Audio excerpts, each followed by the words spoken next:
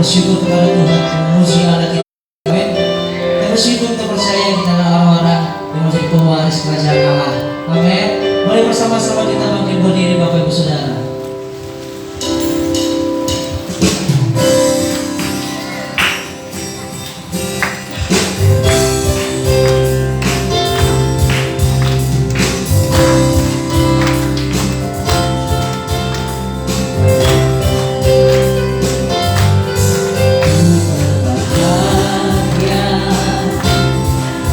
Kita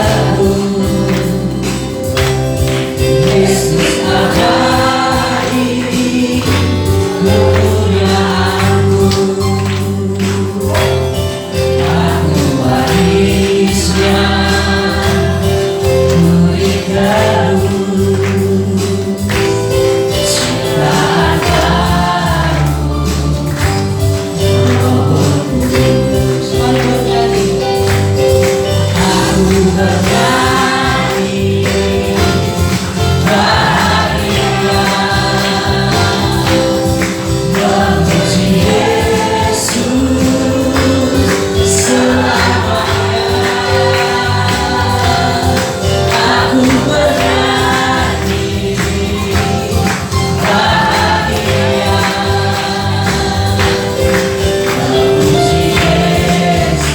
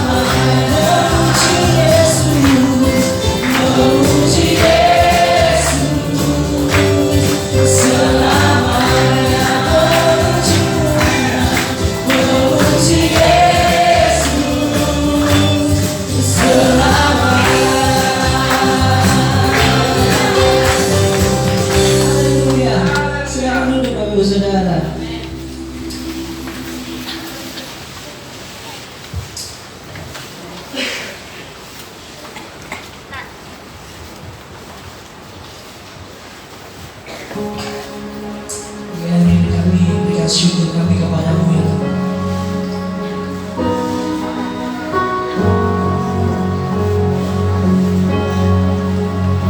Sebab Tuhan telah menebus yang mengubah hidup kami menjadi baru.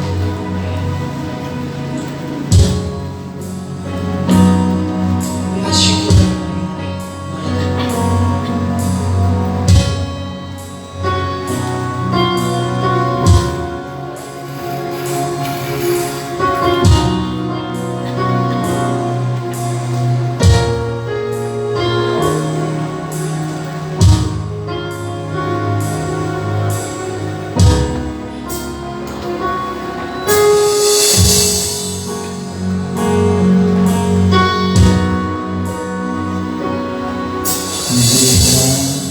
syukur pada Tuhanku, Kau tebus hidupku,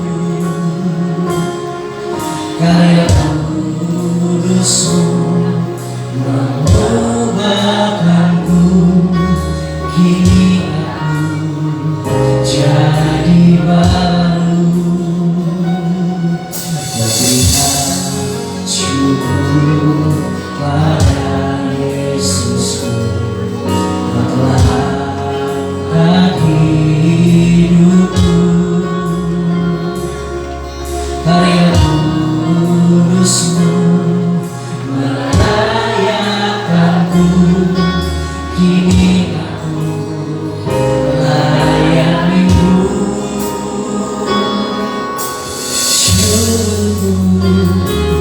Berikan syukur buat segala yang terjadi di dalam hidupku. Syukur berterima kasih buat anugerah kasih-Mu bagiku. Berikan syukur bagi kepadamu.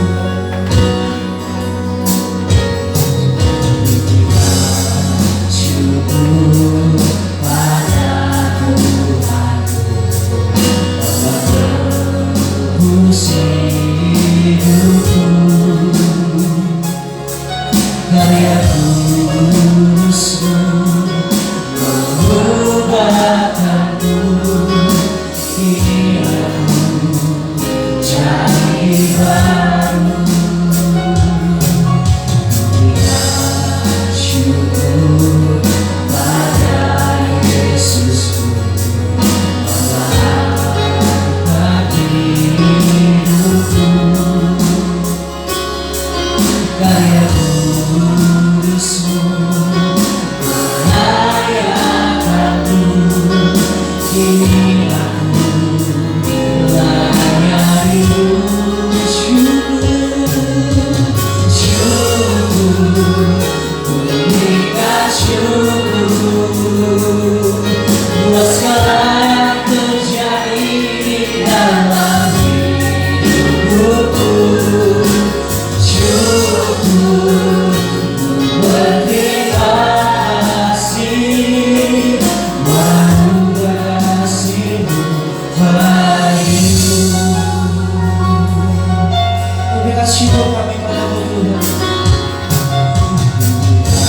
Berikan syukur pada Tuhanku, Kau tebus hidupku, karya kudus-Mu mengubahkan setiap kami benar.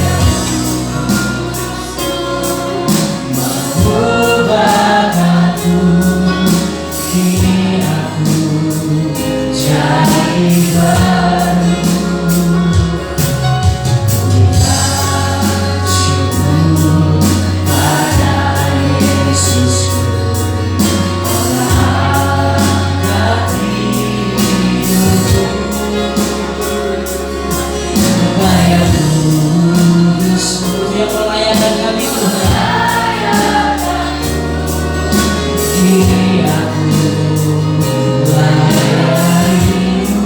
Syukur, syukur, berikan syukur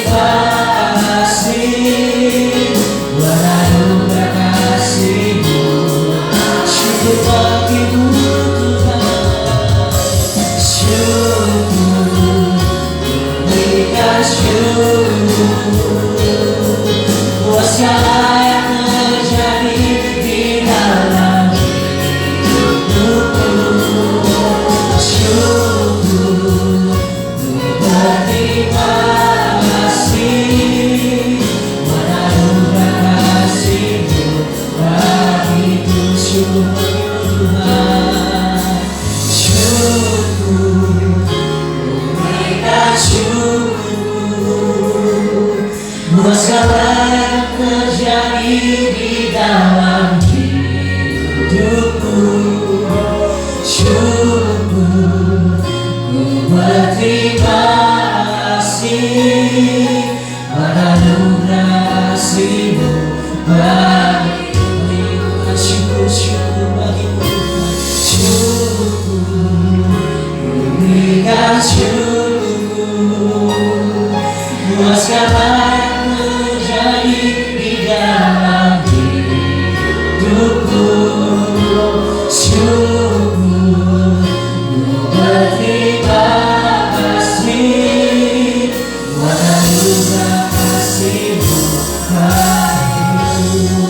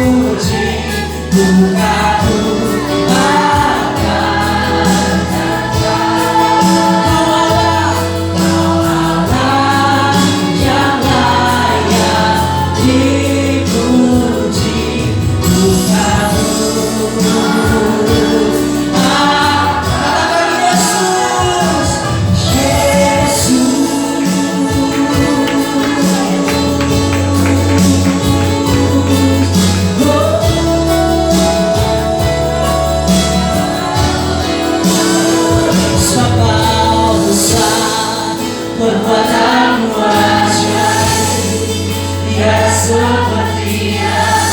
Amin, amin.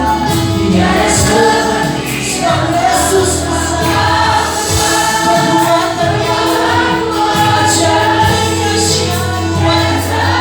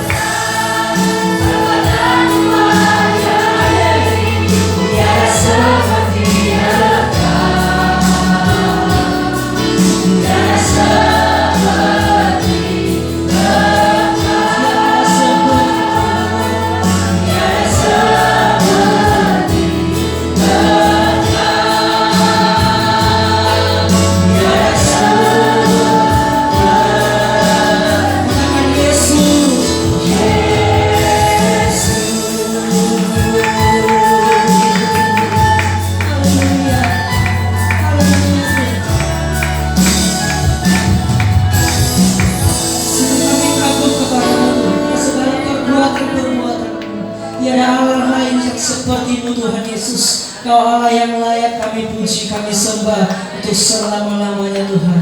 Terpujilah nama-Mu Bapa yang baik. Di dalam nama Tuhan Yesus Kristus bersama-sama kita katakan amin. Haleluya. Tuhan kita luar biasa. Amin Bapak Saudara.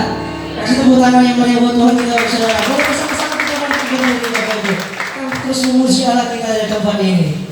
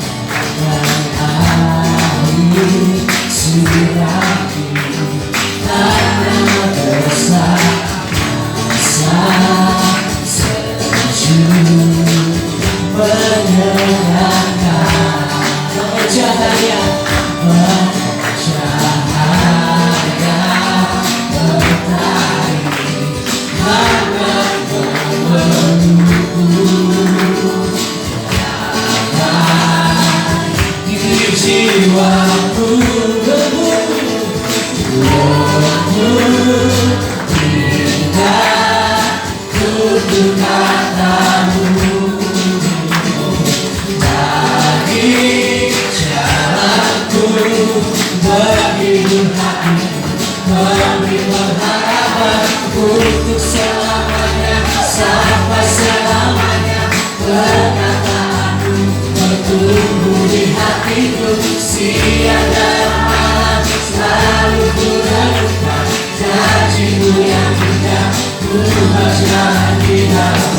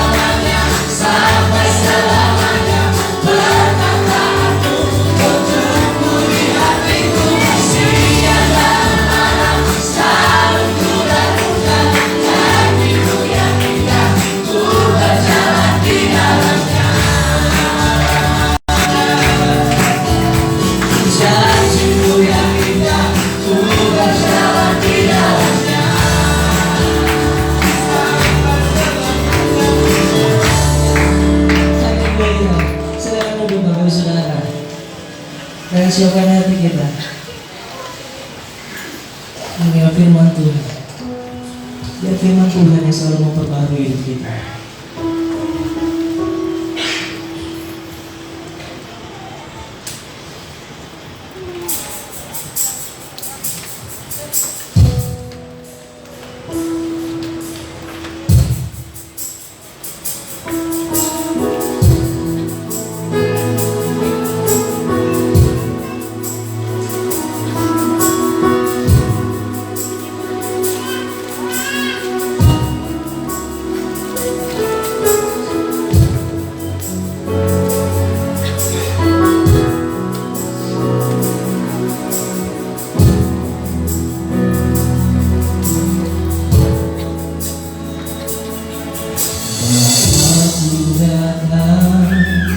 Dan berserah ku nyatakan Kau yang berkuasa dan tenang, Kau setia, Kau cahaya bagiku.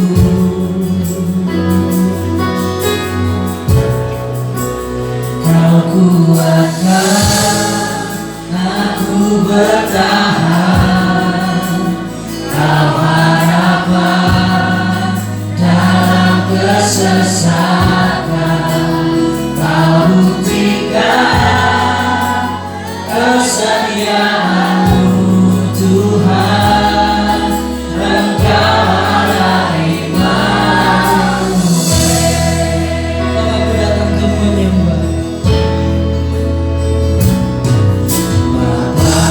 datang ke-Mu yang baik.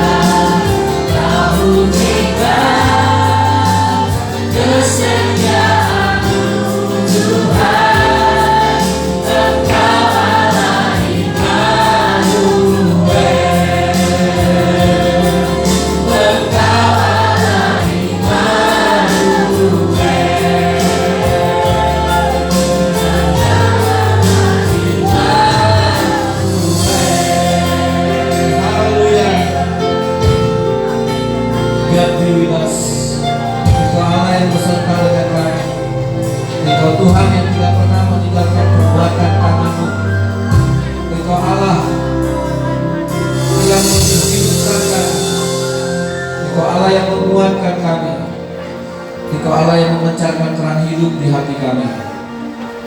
Allah Immanuel, bersyukur kami mendapatkan anugerah penyertaan Tuhan, pimpinan Tuhan, tuntunan Tuhan. Engkaulah Tuhan, Bapa kami yang tidak pernah meninggalkan anak-anaknya. Engkau Allah yang tidak pernah membiarkan kami berjalan sendiri. Engkau yang tidak membiarkan kami sebagai yatim piatu di dunia ini.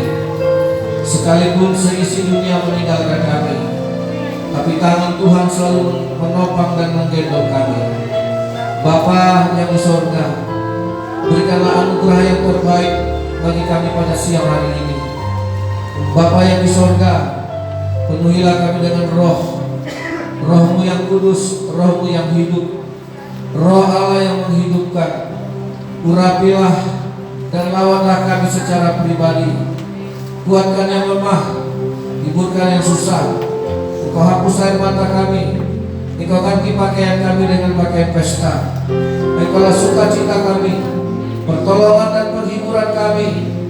Kuatkan jiwa kami Tuhan, baharui batin kami, supaya kami selalu melihat kemuliaan Allah, kebesaran dan kekekalan Allah yang sempurna.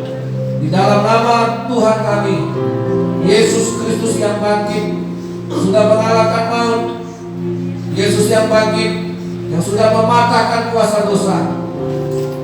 Engkaulah Tuhan, Engkaulah Allah yang berbicara, Engkaulah Allah yang berfirman bagi kami. Kami terima dengan damai, kami terima dengan sukacita. Di dalam nama Yesus. Haleluya. Amin. Puji Tuhan, shalom.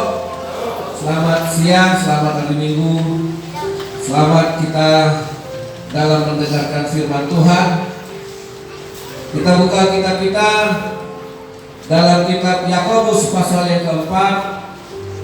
Bapak Ibu yang dikasih oleh Tuhan, di sini dikatakan jangan engkau melupakan Tuhan dalam perencanaan, dalam usaha, dalam segala sesuatu yang kita mau persiapkan.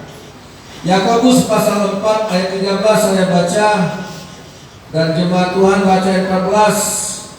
Mari sama-sama kita membaca secara berganti-gantian.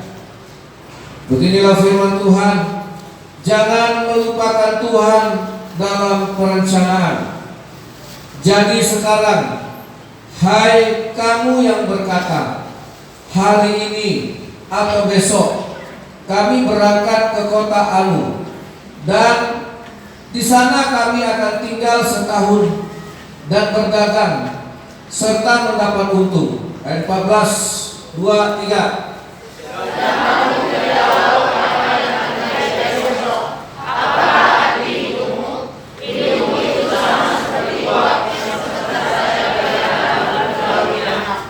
Sebenarnya kamu harus berkata, jika Tuhan menghendakinya, kami akan hidup dan berbuat ini dan itu.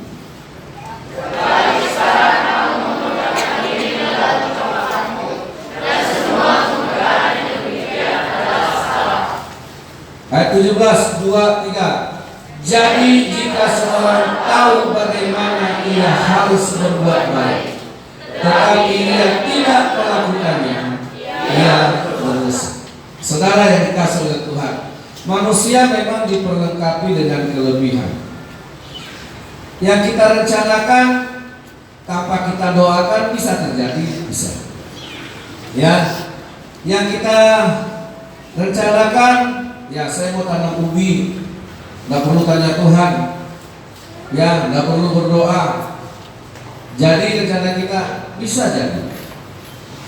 Ya, saudara, kalau kita punya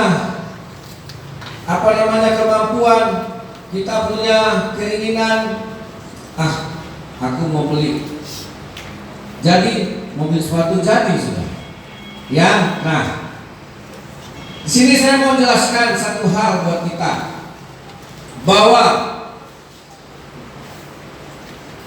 Segala rencana dan perencanaan yang demikian, ya, itu bisa menjadi salah apabila ada kesombongan. Karena saya bisa, karena saya mampu, karena saya sanggup, karena saya sudah memperhitungkannya. Nah, saudara yang dikasih oleh Tuhan, ini bisa terjadi, bisa. Ya, oh kami nanti mau ke kampung. Nah, kadang-kadang kita hanya syarat aja berdoa supaya dilindungi. Tapi kan, nah di sini saya mau membuat kita hari ini, ya, untuk mengerti rencana dan mengerti kehendak Allah. Jadi sekarang jika kamu berkata hari ini atau besok kami berangkat ke kota Anu dan di sana kami tinggal setahun dan berdagang serta mendapat untung, sedangkan kamu tidak tahu apa yang terjadi besok, apakah arti hidupmu itu? Saudara yang dikasih oleh Tuhan, kita hidup, kita harus menemukan artinya. Ya, saudara. Nah, Tuhan berkata bahwa hidupmu itu sebentar, lalu lenyap, dikatakan bahkan seperti uap. Sudahkah kita menemukan arti dalam hidup kita yang singkat? Ya, sudahkah kita membuat satu dalam hidup yang singkat ini, bisakah kita melibatkan Tuhan untuk kehidupan yang kekal, gitu. Melibatkan Allah dalam kesempatan hidup kita, menghadirkan Tuhan, ya, dalam setiap kehidupan kita. Karena apa? Karena kita perlu Tuhan untuk menjadikan hidup kita ini tidak lagi sementara. Nah, apa yang kita rancang, apa yang kita pikirkan, apa yang mau kita buat itu semuanya sementara.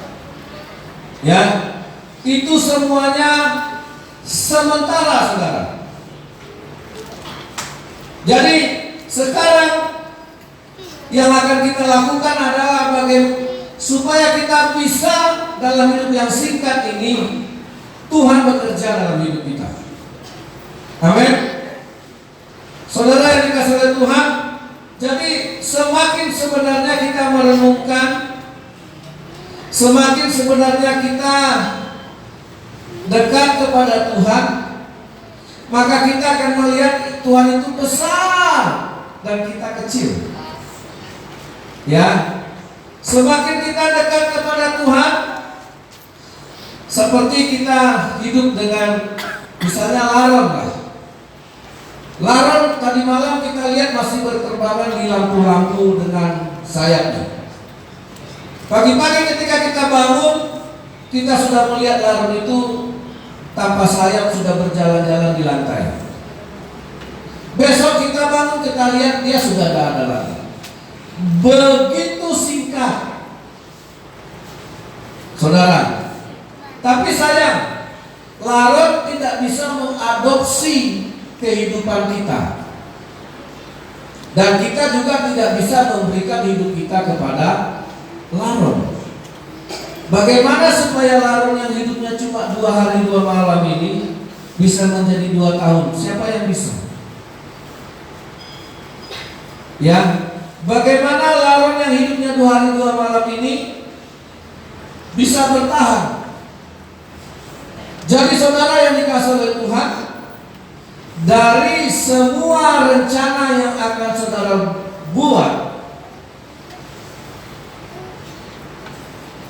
hadirkanlah Allah. Ya. Nah, kita punya hak dan kita punya bagian itu, saudara. Jadi jangan kita hanya sibuk hanya untuk cari untung. Saudara, beberapa hari lalu teman saya pendeta di Papua, di Jayapura, ya, dia gambar rumahnya, airnya segini, mobil, motor, lemari, yang bisa diselamatkannya cuma apa? Surat-surat ijazah, surat tanah, dan yang lain-lain. Cuma surat, barang-barang, kursi, kulkas, tempat tidur, semua tertutup dengan air. Kita tidak tahu apa yang terjadi besok, kata Tuhan. Dan lihatlah, itu semuanya bisa musnah dalam 1 hari. Ya, tidak ada waktu, tidak ada cukup waktu untuk menyelamatkan. Yang akhirnya yang bisa diselamatkan ya badannya saja. Maksud itu surat-suratnya bisa. Begitu cepatnya. Dan inilah yang dikatakan Tuhan, kamu tidak tahu apa yang terjadi hari esok. Kita di zaman-zaman sekarang, saudara, keadaan yang begitu cepat berubah. Ya, beberapa minggu yang lalu Kalimantan, Sintang bisa banjir berhari-hari, berminggu-minggu. Yang sebelumnya orang itu tidak tahu itu banjir kayak mana.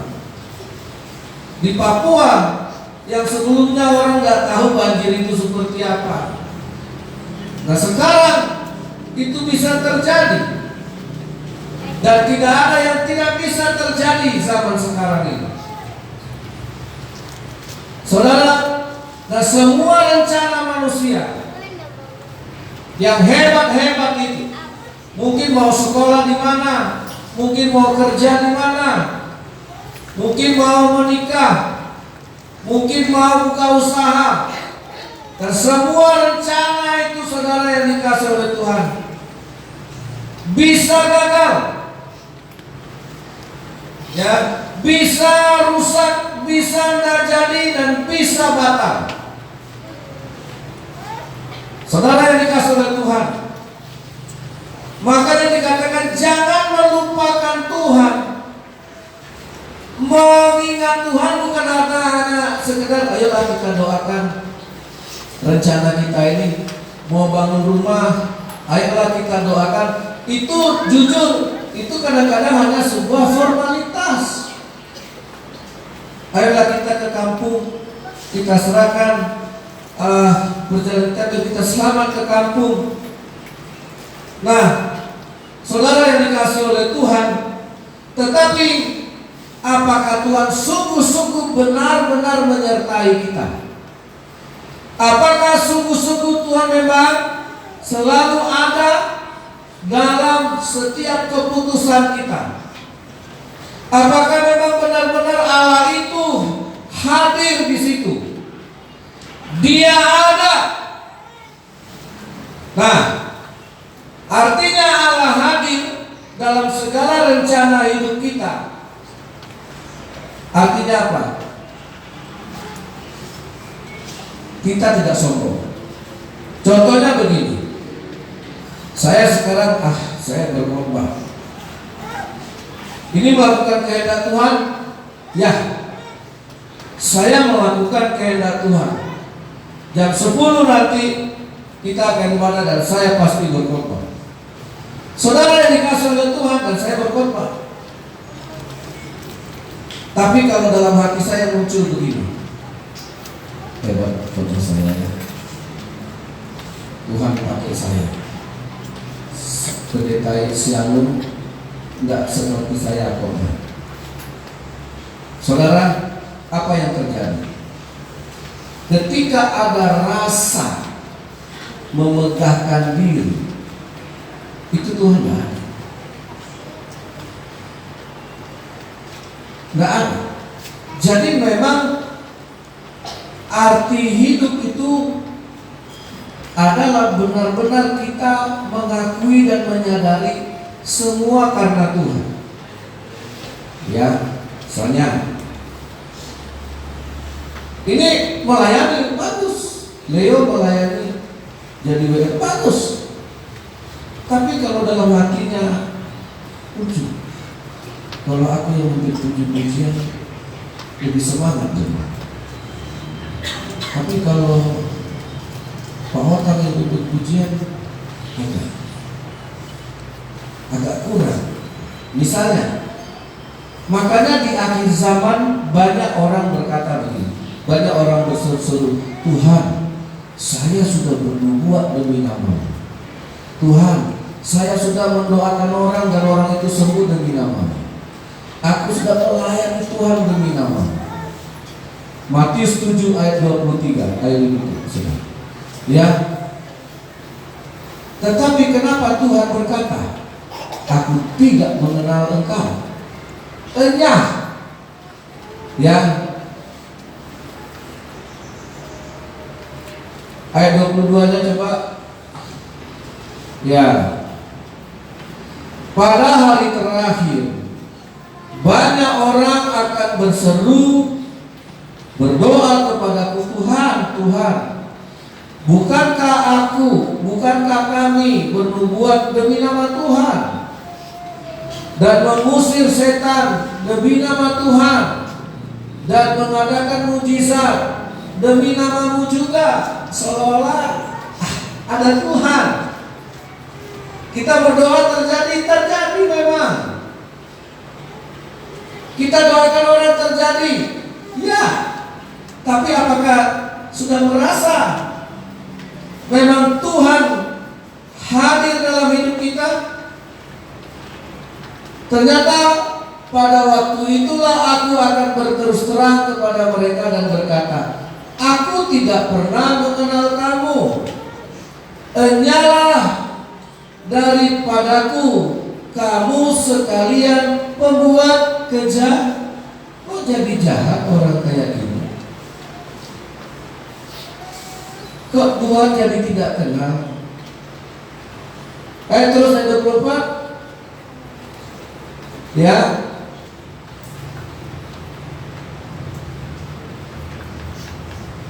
Habis ya? Oh ya, sampai 23. Nah, saudara, apa yang terjadi kalau begini kasusnya? Jadi kita jangan hanya bangga kalau Tuhan itu menjawab doa.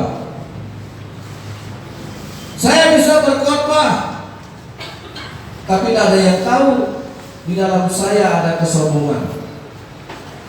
Di dalam saya ada rasa aku, memegahkan diri, menyombongkan diri, merasa diri dipakai Tuhan, merasa diri lebih baik, merasa diri hebat.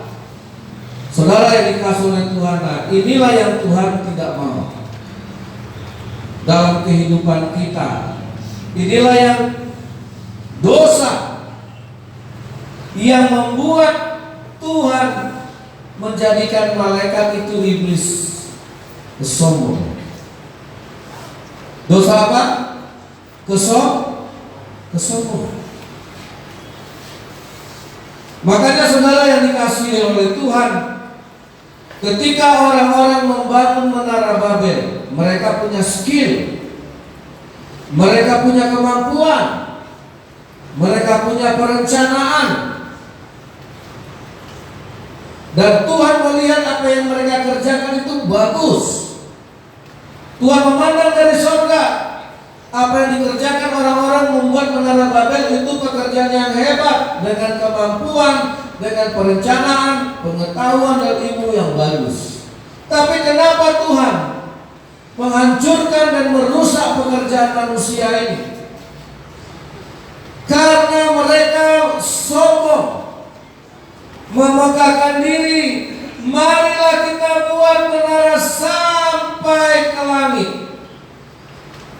Kalau dalam teks aslinya, mereka ingin membuat bangunan yang membuat bangunan itu dipuji, Allah jadi tidak dipuji. Nah, kira-kira gitulah. Ngerti ya? Yang akhirnya, oh hebat ya. Seperti John Lennon dulu. Ingat? 2 hari sebelum John Lennon ditembak, dia kan penyanyi. Ya kalau yang zaman saya saja udah meninggal dia. Dia di tahun 66 atau 64 ya sudah meninggal. Berarti yang lahir tahun 40 lah yang tahu lagu-lagu. Saya cuma satu tahu ya lagunya. Mother, you help me. Nah, itu aja yang saya tahu. Dan ternyata dia lagunya terkenal.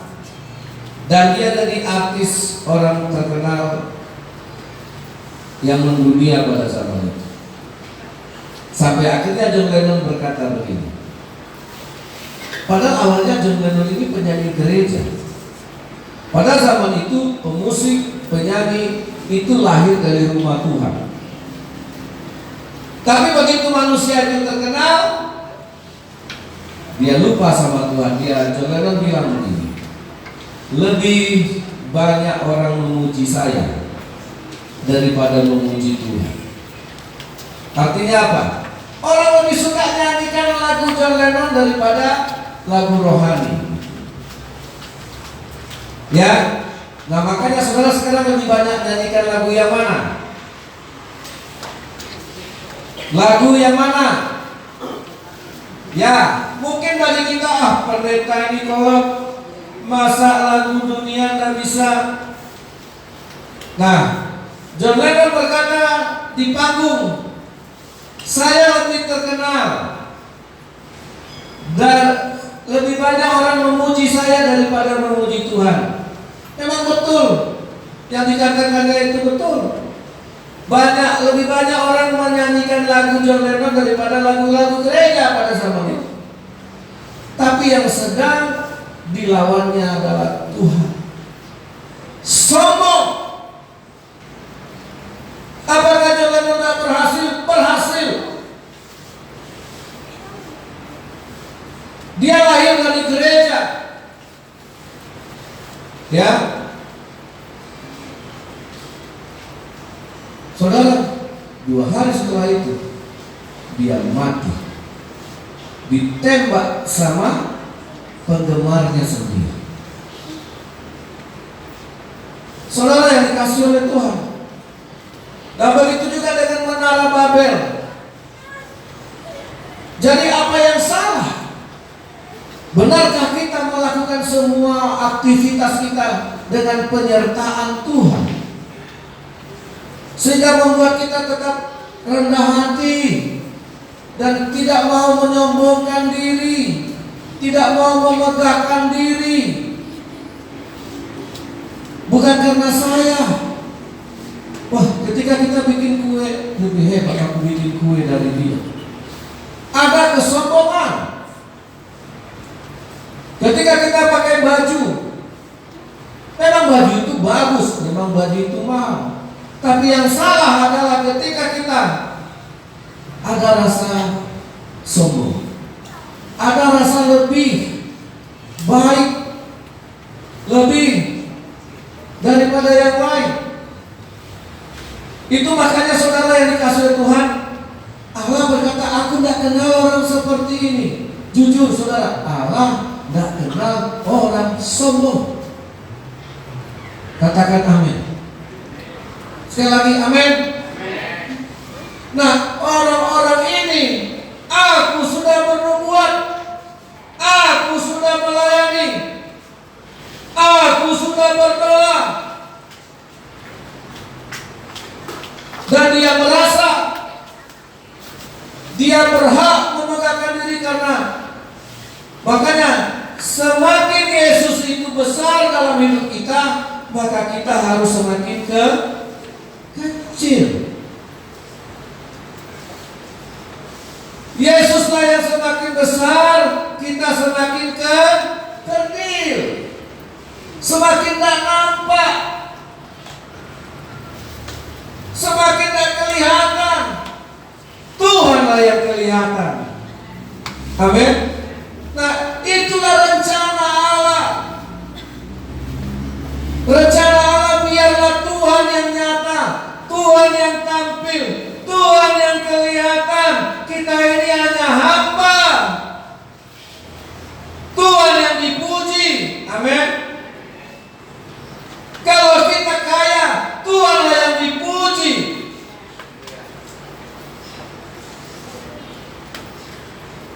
Jadi saudara yang dikasihi oleh Tuhan, pada waktu itu Tuhan akan berterus terang kepada orang-orang yang sombong ini, aku tidak kenal engkau. Loh, jadi kenapa aku bisa mendoakan orang? Wah, kenapa aku bisa Tuhan pakai selama ini? Tuhan pakai kita supaya dia jadi berkat bagi orang lain. Tapi bagi orang yang sombong, Tuhan tidak kenal. Saudara yang dikasih Tuhan, nah inilah ujian. Sebenarnya ujian ini berat sekali. Saudara, sebenarnya ujian ini ujian yang sangat sensitif. Karena gak ada yang tahu orang sombong. Karena itu sikap hati. Amin. Itu makanya Tuhan berkata, hidupmu itu seperti uang. Nah, makanya saudara yang dikasih oleh Tuhan, apapun yang menjadi keputusan kita, andalkanlah Tuhan. Ya, andalkan Tuhan itu bukan berarti kita menjadikan Tuhan hanya sebagai penolong, tapi andalkan Tuhan itu lebih kepada merendahkan diri kita. Betul-betul kita punya sikap yang rendah hati di hadapan Tuhan. Di dalam kitab Ulangan, ya saudara lihat di situ,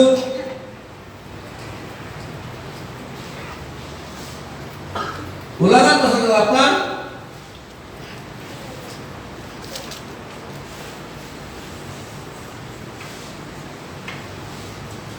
ayat yang kedua. Kita baca Ulangan pasal 8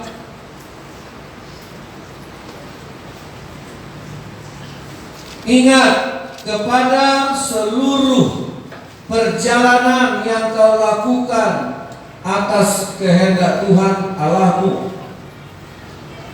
di padang gurun selama 40 tahun ini dengan maksud apa? Merendahkan hatimu dan mencobai engkau untuk mengetahui apa yang ada dalam hatimu, yakni apakah engkau berpegang pada perintahnya atau tidak. Kita semua hidup ini punya perjalanan. Perjalanan bangsa Israel dari tanah Mesir menuju tanah Kanaan itu sebuah perjalanan yang mengandung ujian. Apakah engkau merendahkan hatimu selama perjalanan itu? Apakah kita merendahkan hati selama perjalanan hidup kita di dunia ini? Supaya Tuhan mengetahui apa yang ada dalam hatimu. Amin. Apa yang ada dalam hati kita. Kalau Tuhan mau melihat apa yang ada dalam hati kita, seharusnya hanya ada satu, Tuhan saja. Amin. Hanya satu, Tuhan saja. Jadi perjalanan bangsa Israel itu adalah satu ujian. Perjalanan hidup kita ini sekarang satu ujian. Saudara, sekarang kita sedang dalam perjalanan hidup ini. Apakah kita jalani hidup ini dengan kerendahan hati? Tidak dengan sombong, tidak dengan memegahkan diri. tidak dengan rasa bangga. Itulah sebenarnya arti dari perjalanan hidup ini. Tuhan sedang melihat hati kita. Ketika kita ditolak, ketika kita gagal. Kebanyakan orang kalau gagal marah. Itu buktinya dia juga sombong. Ya, banyak orang kecewa kalau dia ditolak. Itu juga membuktikan bahwa manusia itu sombong. Nah, seharusnya ketika kita gagal, ketika ditolak, atau ketika tidak beruntung, justru disitulah Tuhan melihat kerendahan hati kita. Amin. Jangan marah, Tuhan, aku kan udah berdoa, udah kuserahkan ini sama Tuhan. Itu buktinya kamu sombong. Kok marah? Kok kecewa? Nah, saudara yang dikasih oleh Tuhan, nah inilah sikap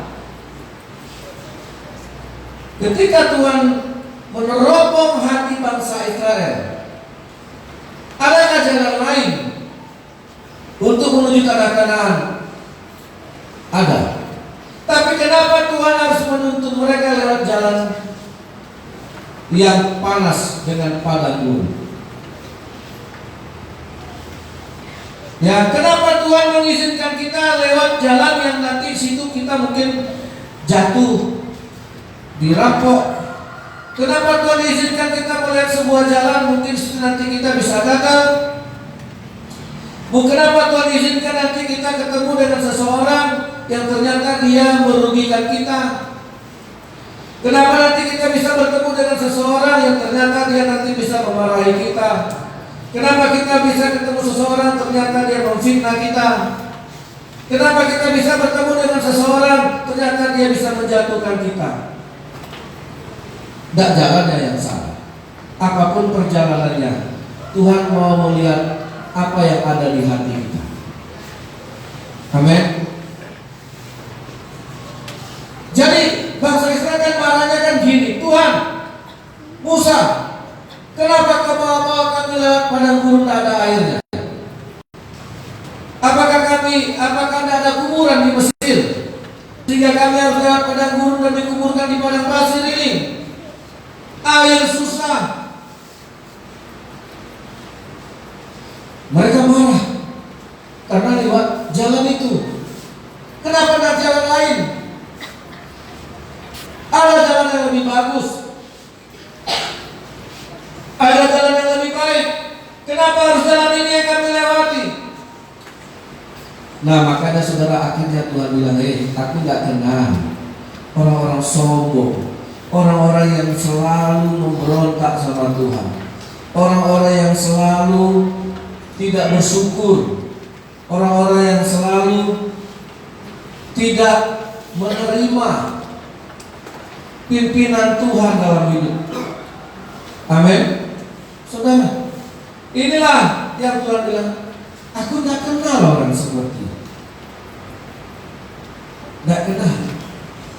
Jadi makanya saudara yang dikasih oleh Tuhan, ya, bisa jadi juga Tuhan gak kenal dengan saya. Aku kan tiap minggu berkhotbah, aku melayani Tuhan. Tuhan bilang, sorry Lord, saya gak kenal. Apa Tuhan? Saya tak pernah lihat ada Tuhan di hatimu. Saudara tahu, orang yang dikenal Tuhan, kalau Tuhan melihat ada Tuhan di hati kita. Amin.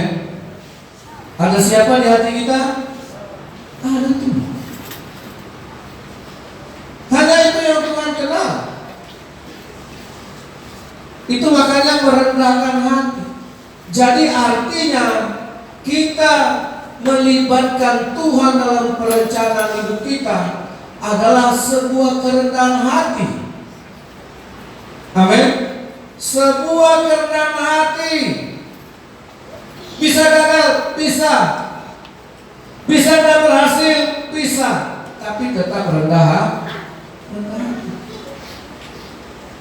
Jangan tinggalkan gereja.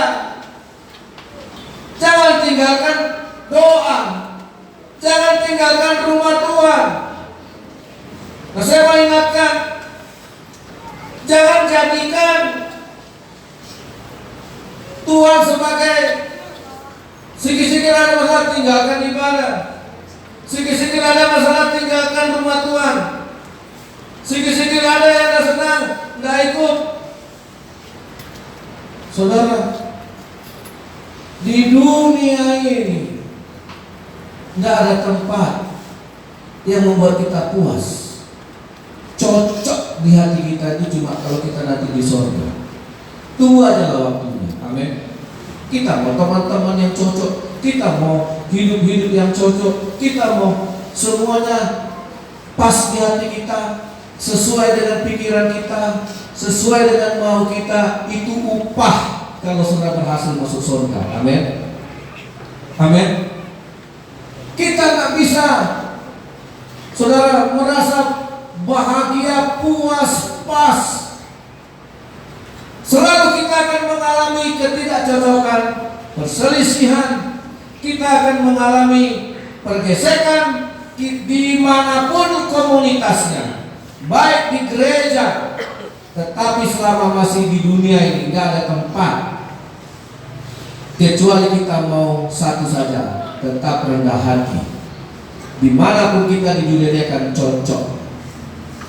Kalau mau rendah hati. Amin.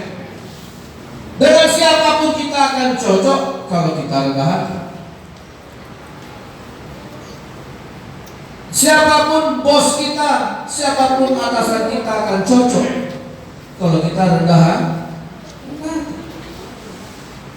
Di gereja manapun kita beribadah, siapapun pendeta saudara akan cocok kalau rendah hati.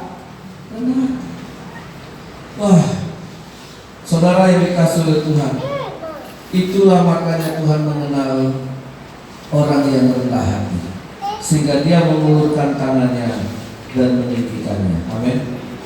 Orang yang tinggi hati, rendahkan. Saudara yang dikasih oleh Tuhan,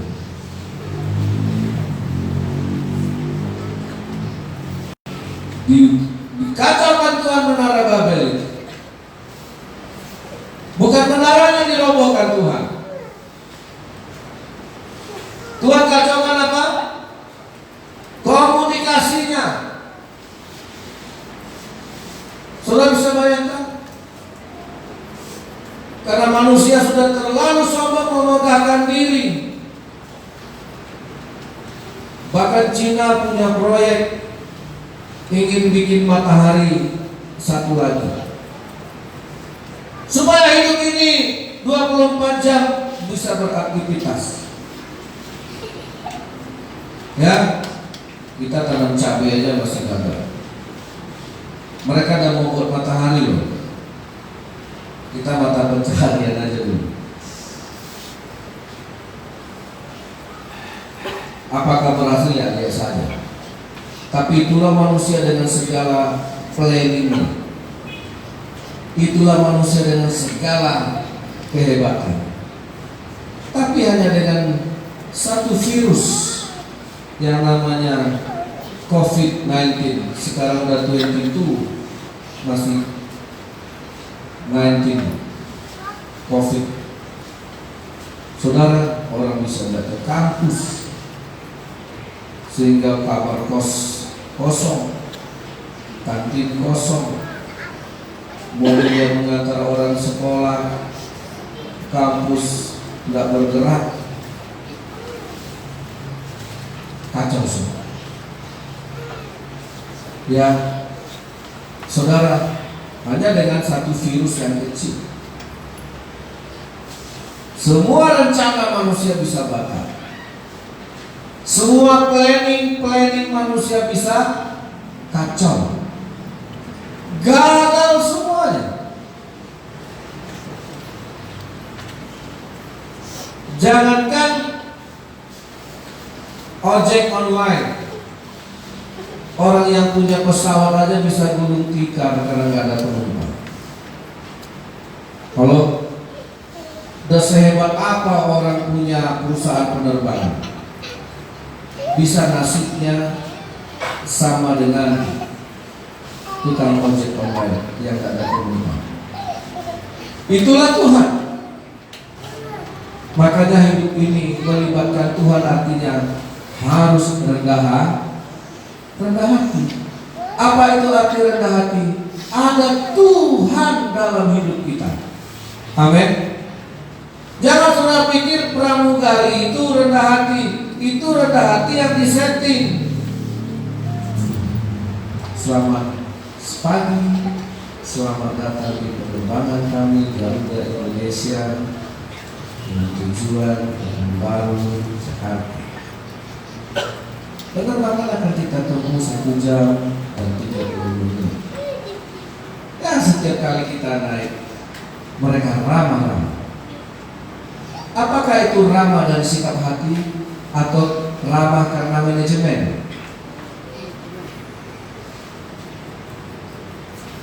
Saudara masuk Indomaret, selamat datang, selamat berbelanja, habiskan uang di sini.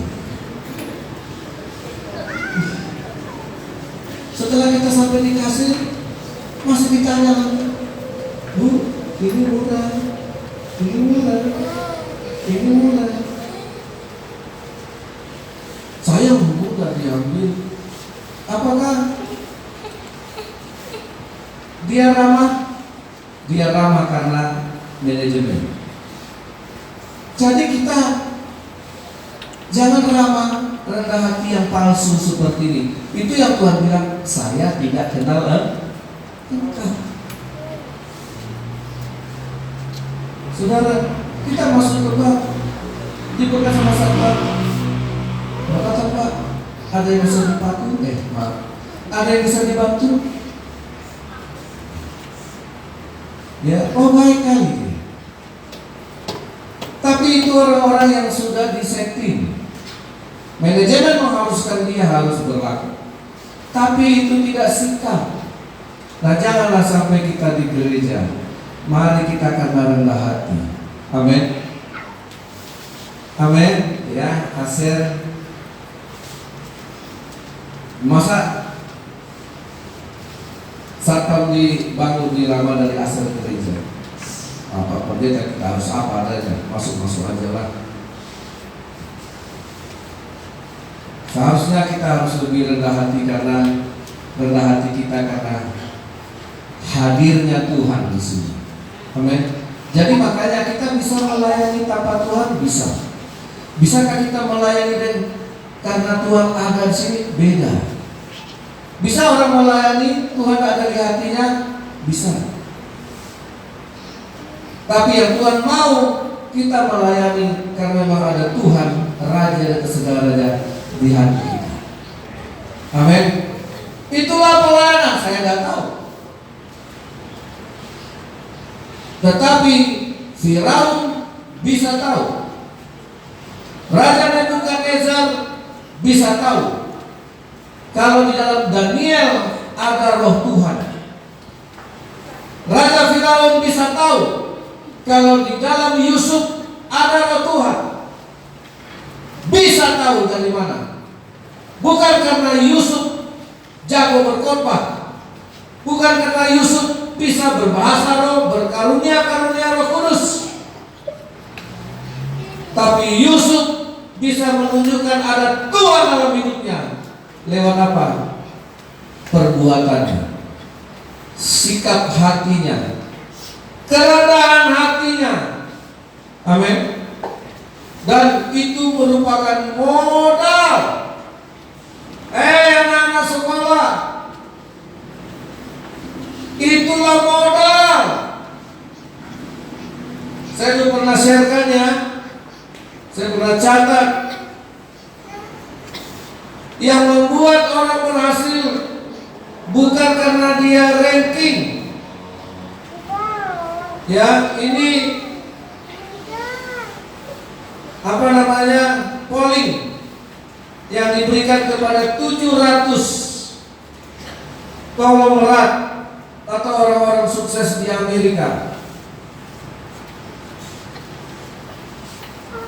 Dibikinlah observasinya, penelitian. Peringkat pertama yang membuat orang itu berhasil bukan karena dia kuliah di universitas yang bagus, ya, bukan karena dia juara, tapi yang pertama dari 700 orang-orang sukses ini membuat mereka berhasil karena honest, kejujuran. Amin. Kalau Tuhan ada di hati kita, jujur nggak? Jujur. Kalau Tuhan tidak ada di hati kita, makanya Tuhan bilang, Bapa dari segala pendusta adalah iblis. Kalau kalian walaupun pintar, tapi suka bohong, berhasil?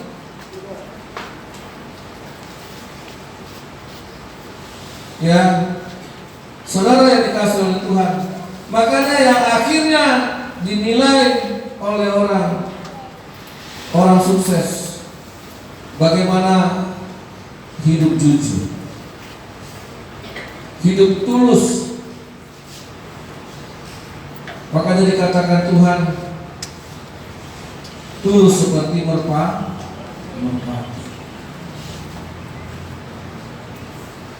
Dia hidup jadi. Itulah tanda kehadiran Tuhan dalam hidup kita. Nah, kalau memang kita hari ini punya segala rencana, punya segala planning, undang Tuhan. Jadi melibatkan Tuhan gitu.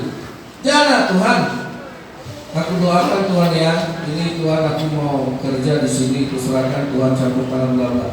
Nah, itu saudara yang dikasih oleh Tuhan biasa ya. Semua orang bisa melakukan itu. Ya, itu formalitas.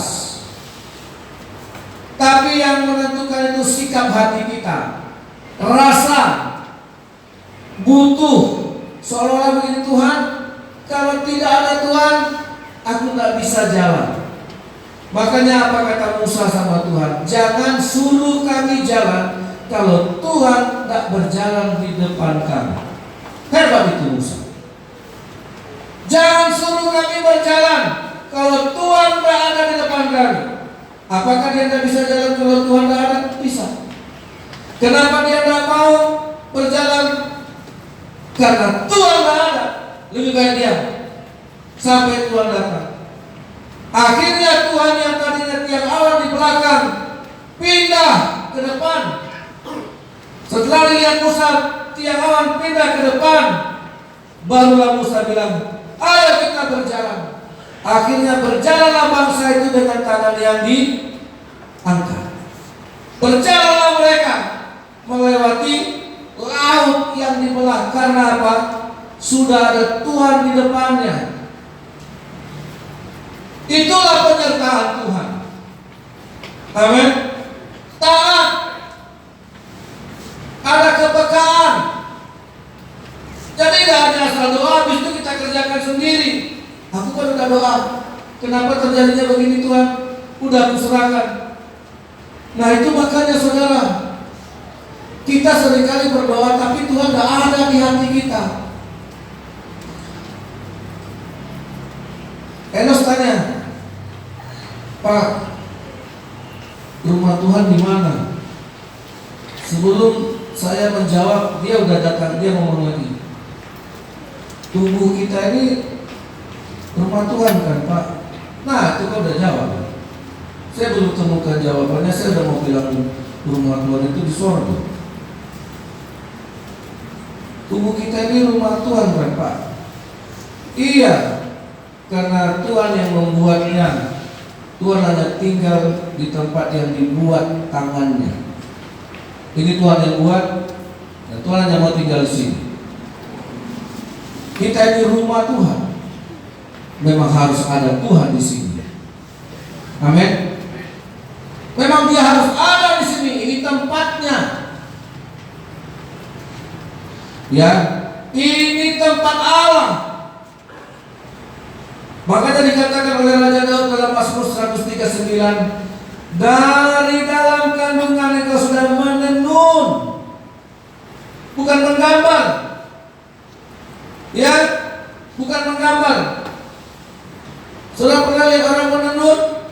Bisa hitung benangnya? Apalagi orang menenun secara tradisional, melihat benangnya aja udah pening kita. Bagaimana satu demi satu, helai demi helai benang itu ditenun jadi kain. Begitulah cara Tuhan membuat rumahnya. Handmade, ditenun di tempat yang tersembunyi. Amin. Saudara.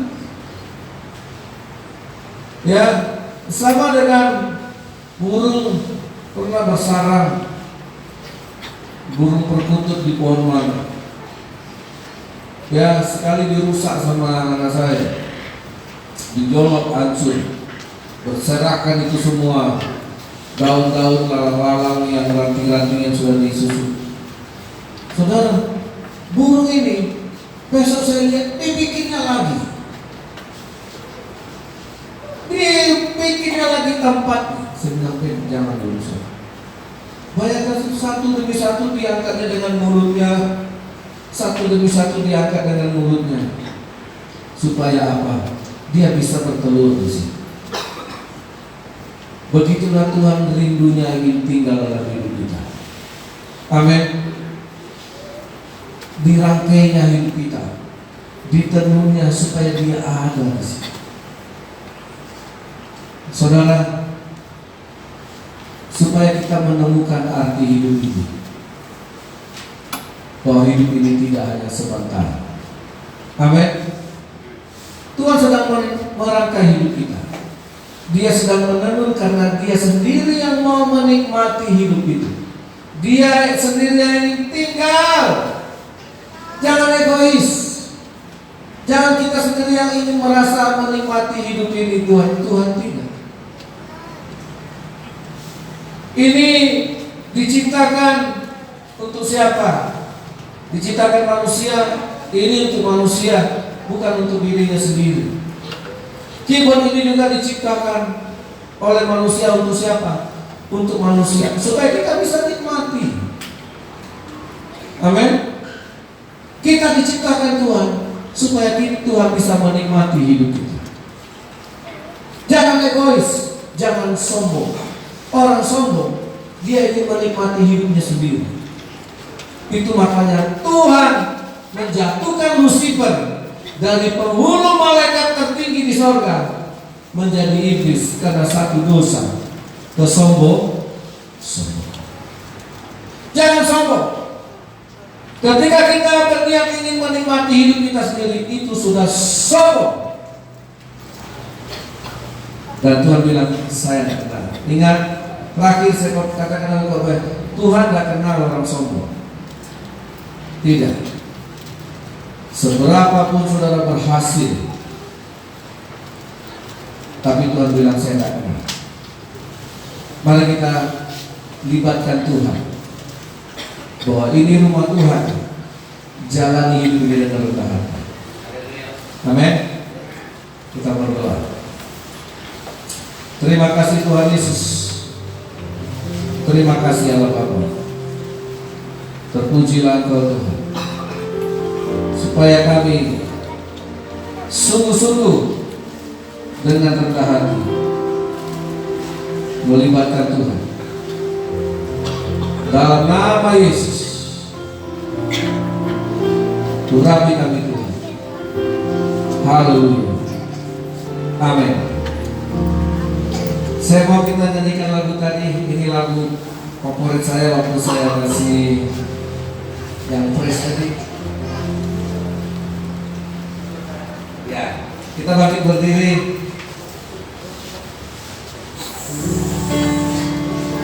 Lagu Pregi. Aku sayangi sekolah kita.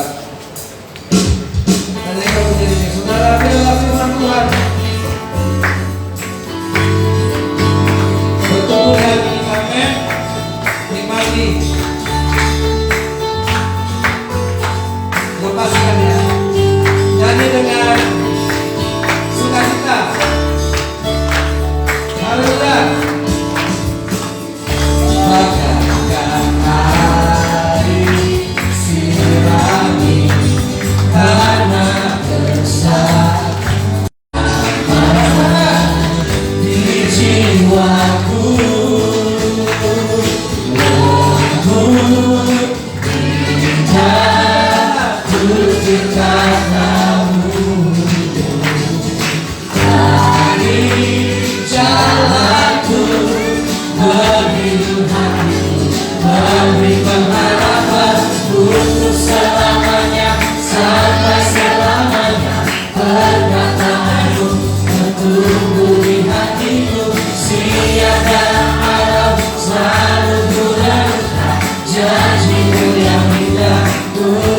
berjalan di dalamnya.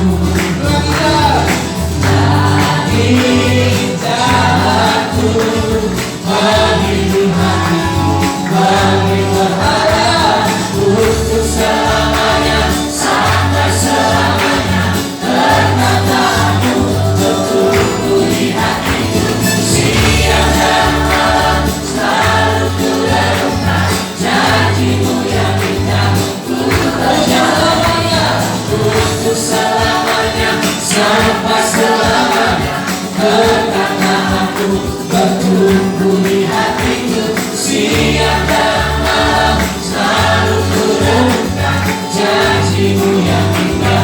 Ku berjalan di dalammu untuk selamanya, sampai selamanya. Perkataanmu bertumbuh di hatiku siang dan malam, selalu ku renungkan janjimu yang indah.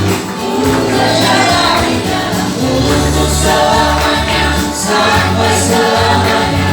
Perkataanmu bertumbuh di hatiku siang dan malam, selalu ku renungkan janjimu yang indah. Ku berjalan di dalam siang selamanya, sampai selamanya. Perkataanmu bertumbuh di hatiku siang dan malam, selalu ku renungkan janjimu yang indah.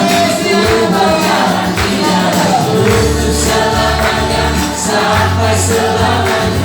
Perkataanmu bertumbuh di hatiku siang dan malam, selalu ku renungkan janjimu yang indah. Ku berjalan di dalamnya.